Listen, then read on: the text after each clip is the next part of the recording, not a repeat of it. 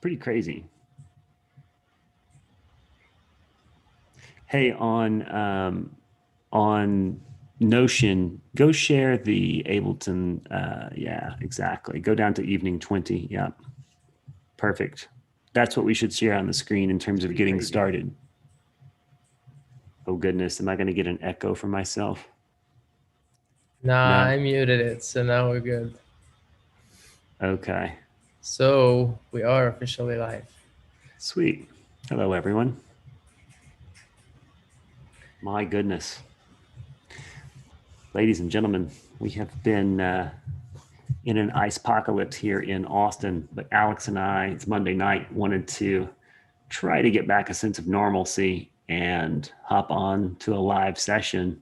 It's been quite disrupted here in Austin. Alex and I were just sharing stories with each other about the insanity that was here in Austin. I didn't make very much headway on our homework from 2 weeks ago, Alex, which I apologize for. At the same time, I think you and most people probably understand why. It's totally understandable. Yeah, no electricity, no water. We actually were without water for longer than we were without electricity here at my house. So, yeah, it sucked. Yeah, it's because of the pipes blowing up because of the frozen. Yeah, I had to buy a replacement shower head and the whole trim kit for like the valve, and we couldn't get the water started before we fixed that because it was broken to the point where it always leaks. And but we did fix it, and well done. Yeah, it was a quick apocalypse, quick end, beginning. I'm so glad to be here now. It feels like absolutely. Oh man, meant to be. Yeah, no, that's well said. We do all feel very grateful to be here. My wife, my kids, myself, all of us. It's a pretty quick perspective grab, and it was quick. And I think that was part of the disadvantage going in, is that we all saw it coming, but we thought, well, it's going to be really cold, but it'll just be cold for a few days, so we'll be fine. But then the power goes out, and then the water goes out, and then, communications were down. A lot of people didn't have mobile phone access. It was nuts. It is nuts. It really rattled a lot of people. For me, for those of you watching that don't know or that are seeing this recording, Alex and I are both in Austin, but I have a ton of family all across Texas. I'm from Texas. Houston, Baytown, Texas, Houston, Texas, Fort Worth, Texas, McKinney, Texas, Austin, Texas, Athens, Texas, Buffalo, Texas, all of these places. And so I was kind of trying to check on my tribe, and it was pretty dicey. It was scary. And fortunately, all of my family is safe and well, but it was very stressful.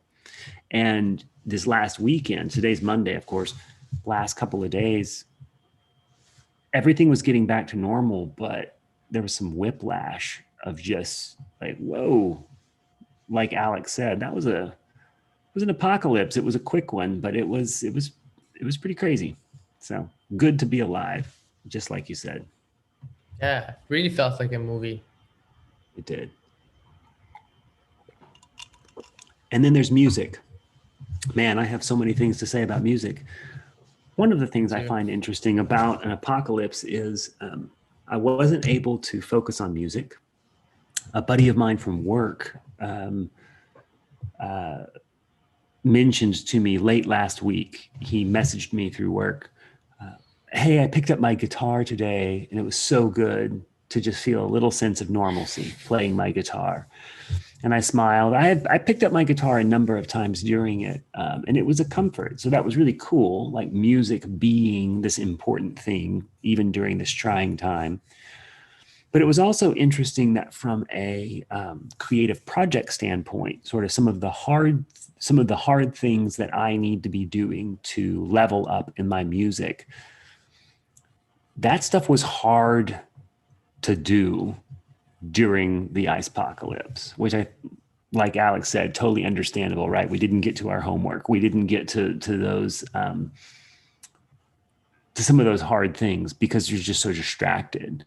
I don't know. There's a lot. It's kind of it's an interesting thing to notice when things get so disrupted. Why are you laughing? What's on your mind, man? Because I just remember something, and I guess it's a little anecdote.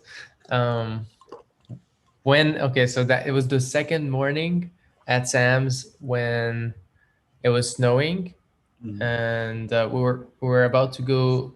Oh, it was right after our first snowboard session, and Paulo was actually, so Sam's brother was actually feeling a bit disoriented because of the cold and how, like, I guess he froze and he couldn't even scream for help. Like he couldn't even.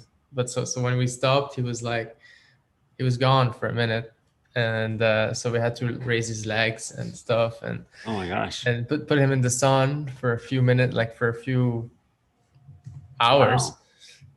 And during that time, Wow. it was so silent in the whole house and outside the house because of the snow. There was literally no sounds, and that's something that was so unusual for the area, the place.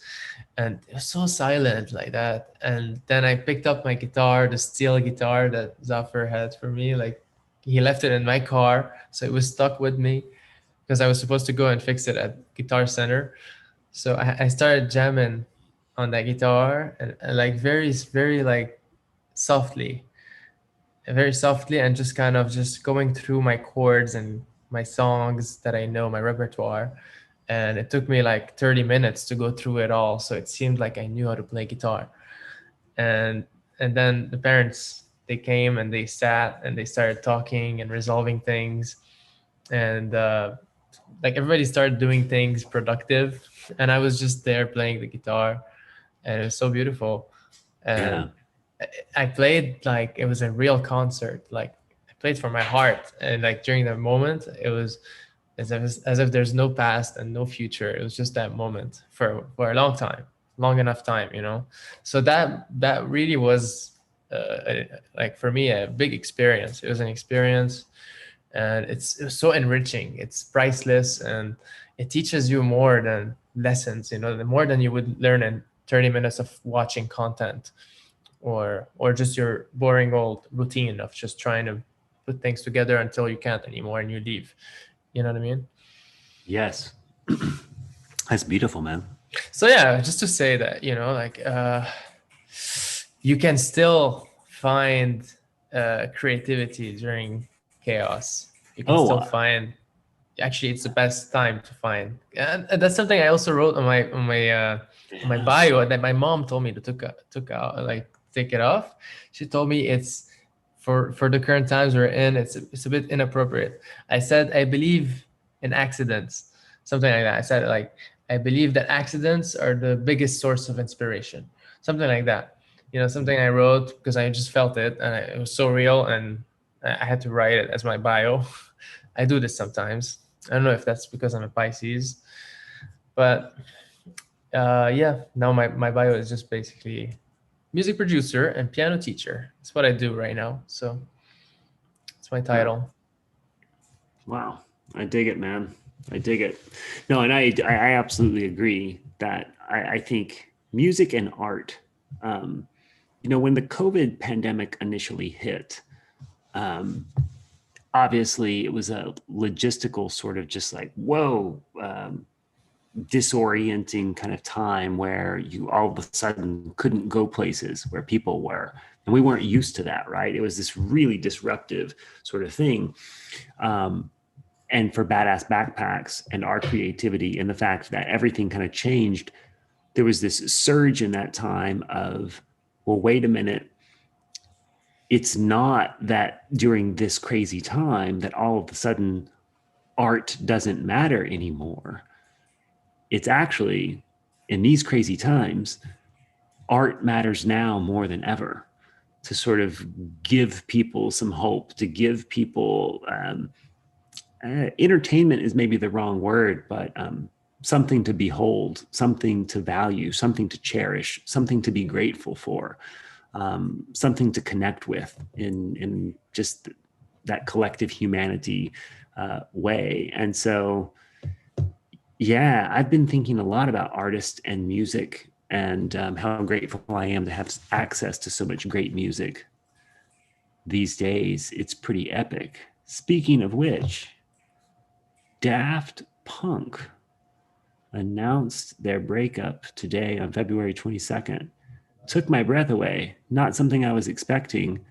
Um, Not something that I necessarily view as an entirely terrible or bad thing. I mean, we don't know much about what's happening, but I will say, wow, I hadn't realized how long they've been making music, and they're amazing. They're a big part of my connection to. They're one of the earliest EDM electronic music creators that caught my attention. Which is crazy. Yeah, you remember LimeWire? That do you ever use something called LimeWire? A long time ago. Yeah. You can download stuff for free. I would. That's how I discovered Daft Punk. I was just downloading stuff that was popular, Yeah. and there was always Daft Punk songs, and I found them cool. So I started listening to it, and they were awesome. They were always awesome, and every time they had new songs, it was awesome. It's like, thanks. Yeah. Yeah. There's a joy. Yeah. There was a joy. There's They're an really extra, good. yeah. There's a certain kind of joy that came from their music. Um, and then they kept making music too. And of course, I guess it's been a while since they've made a record, but that's pretty cool. Have you ever seen them live? I never have. No, never. Yeah, I've never seen them live. But anyway, that happened today. That was pretty epic. Did they break up like as a like duo thing or in real life, or is just like that's the question I have. I'm pretty sure that because I saw on Reddit that it's confirmed that they have officially split. They're going to do one last concert at Burning Man 2021, and that'll be their final show. That was something that was broadcast on, I think, BBC was that announcement, but there's not very much information about why they're splitting up at this time. I think they might just be bringing their music production to a close in the sense of it's time to move on. But they haven't given very much information other than they are expected to do one final show at Burning Man. Mhm. It's crazy. Gotcha. Yeah. I also heard on NPR they were saying that there are some people who do wonder if it's just a PR stunt, meaning that they'll get back together. That's how I feel about it. You think it's just a stunt? It's always a stunt. Maybe. Keep in mind that they've been doing this for 28 years. 1993 until 2021. I don't know, man. I think they might be wrapping it up. I don't know.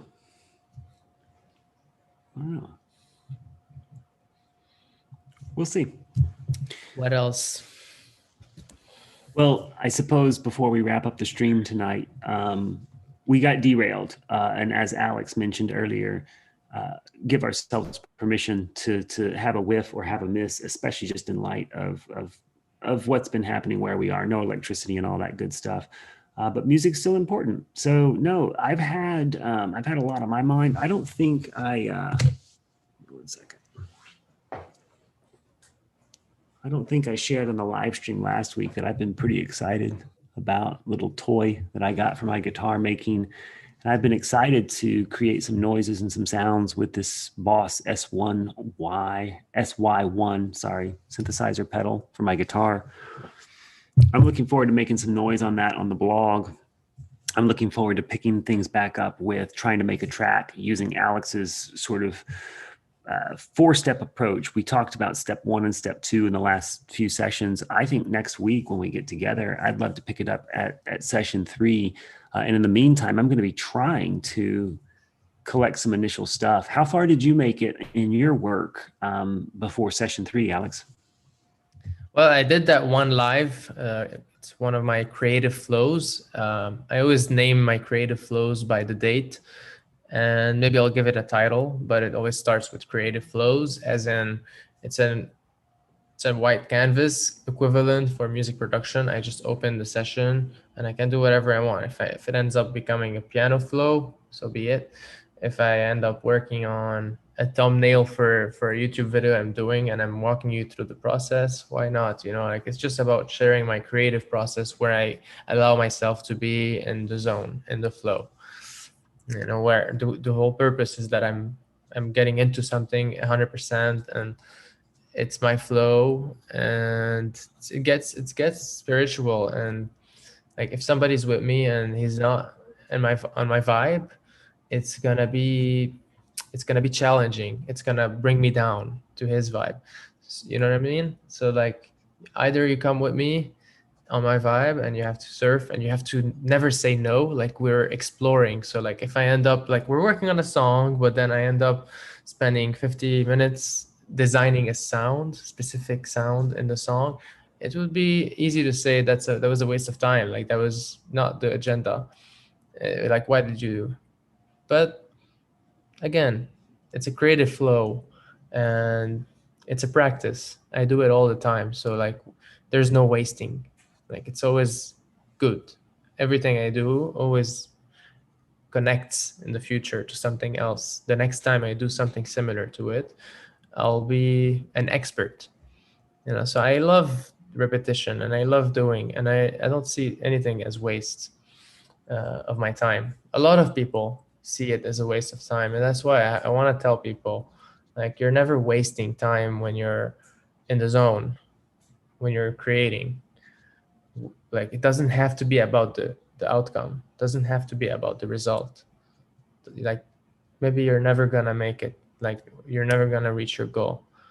Are you gonna give up just because you know that, or you're gonna try anyway because you enjoy the trying, and that to say that you tried your best, and to see how capable you are, to see that you have potential, and that if you set up a practice and you accept what it is, you accept it for what it is, not for what it could be, or what you saw on YouTube, or you saw somewhere, like you expected. You saw in a movie how music producers, they sit in the super expensive studio and they talk about life, and then voila, they have an amazing song that is contrasting two very complex feelings, and is super special, unique, and random at the same time, and goes viral.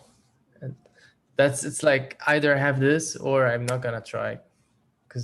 So I think having expectations can be a good thing in terms of setting goals and knowing that you're gonna achieve them once you reach a certain point. And that's great for learning. It's great for achieving also. It's great for, obviously, it's great. But when we're talking about art can always be expanded. Like, you can, it's endless. Like, you can change, mold, change, keep adding, try a different mixing engineer, mastering engineer, go back a few steps, change the vocals. You can always do stuff. So when do you say that it's like, that's it? And sometimes you have a hit and then you ruin it because you think it's not ready, and you keep changing it. Sometimes you need to do many revisions. Like Billie Jean's was mixed by, I don't know who was it, Paul McCartney? I'm embarrassed right now. I don't know. Was it? But anyway, it was mixed 100 times before they settled on the final mix, which seems so simple and correct and clean and dirty and punchy and has all these elements. But like, anybody can say, I can do this, like I can make that billion-dollar hit record, technically. But to like when you actually see the amount of work that it always takes, like it's unbelievable. Yeah, it's a completely different story. Sure. No, it's interesting. It's a practice. I like that. You mentioned that earlier in your flow there. It is. It's a practice, and part of a practice is showing up, showing up and doing the emotional labor of, hey, today might not be a day where I'm going to write a hit, but this is my work, and I'm showing up, and I'm going to practice. And so I think for the live stream and for anybody watching this recording, we do plan to stick with what we're doing. In the description, we'll put a link to the blog where I've mostly been posting my guitar practices, but I think hopefully we can post a bit in the weeks that are coming up, because Alex and I are going to do session 3, I think next week, 1 week from tonight on Monday, where we'll come back to that song creation process. And Alex is working on a song. I'm going to keep working on my song. Session 3 should be focusing on, remind me, Alex, from the 4-part series, it's mixing and mastering, or it's mixing and putting sounds together on session 3. 3 is not mixing. 3 is transitions, ear candy, and in-depth rough mixing, sound design. A lot of homework outside of the session then too, right? So as a homework, I finished part 2, where I was supposed to compose and arrange a bunch of instruments, layers, tracks, and we didn't get the chance because we spent too much time talking. But at the end, yeah, I did another video. So actually, I recommend you watch it, Adam, this week, so that you can replicate what I do in your assignment and what you are doing. And now I guess my next video that I'm gonna do this week by myself, and you can watch, you can join. It will be part 3. It will be that part where I'm focusing on those transitions, and I'm gonna talk in depth about all the ways to transition from a part to another part, so that it doesn't sound very different, and or that it smoothly goes from something to something different, and like how to assess the different energy level on each, to determine the kind of slope and the kind of transition. And then when you hit that point, is that it, or is there a release? There's another release sample, a release like a love and it.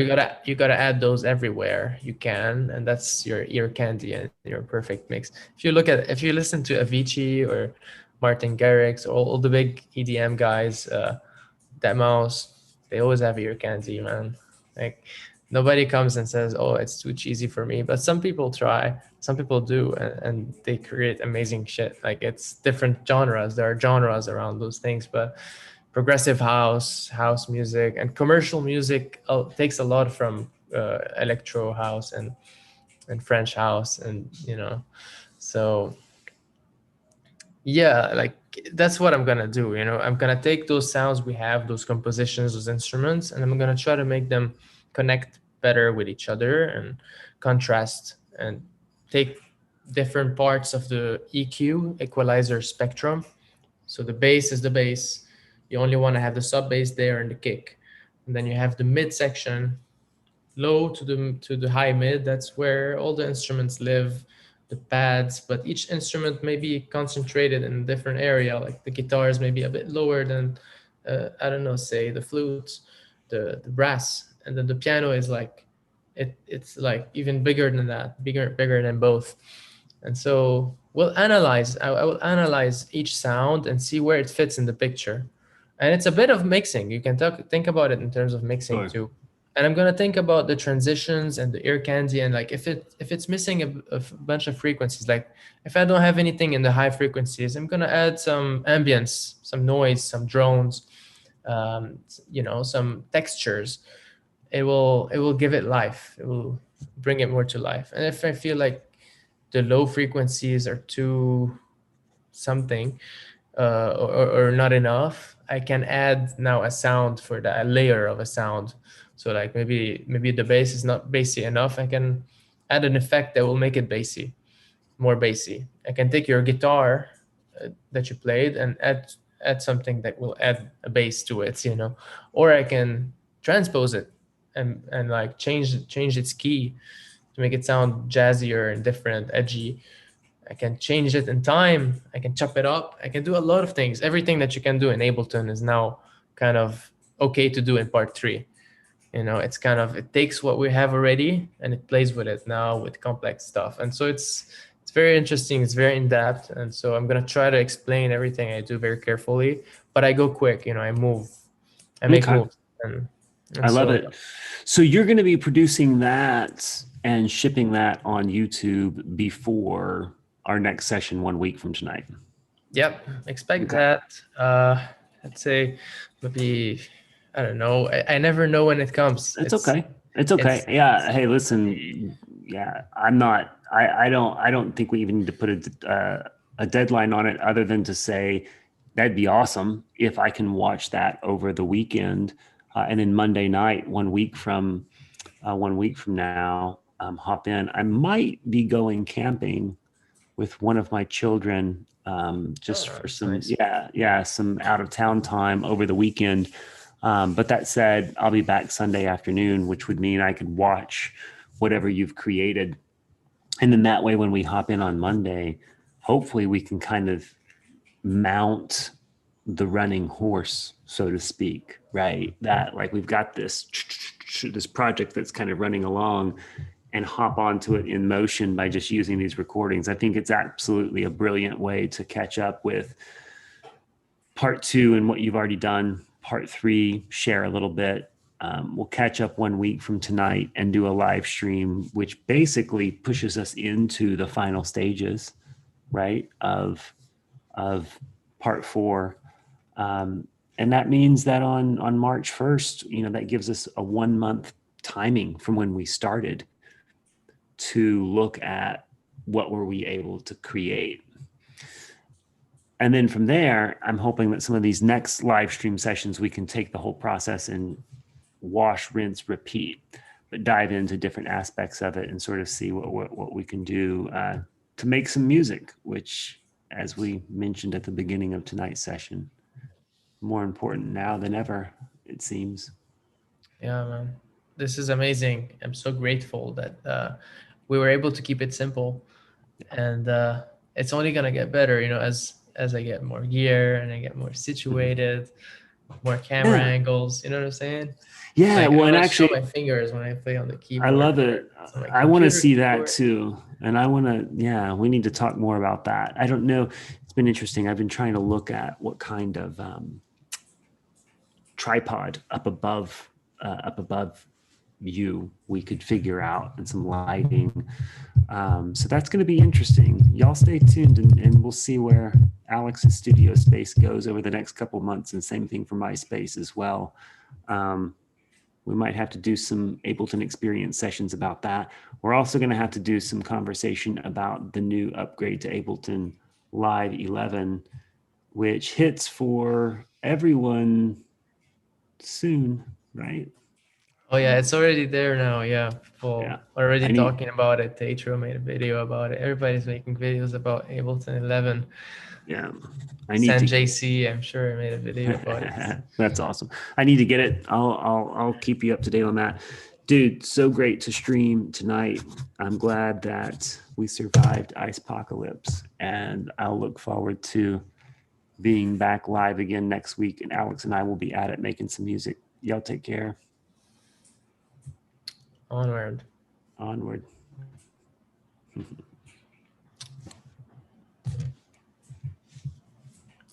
Actually, I'm gonna answer one comment that just came up. Oh man, it's from Yutkirish Aurora. He said, "Is Ableton 11 launched?" I believe so. I'm gonna check for you real quick right now. We're gonna go in ableton.com, and looks like they have an offer until Live 11 is released on February 23. See, That's I think tomorrow. yeah, that's tomorrow. I think Tetro and all of those others. I mean, I think that they just got they were just doing beta. Yeah, I have the beta. I just Mm. I haven't made a video about it. Ableton Live 11. Yeah, you got Ableton. Oh, that's Ill Factor, my teacher. Nice. Decaf.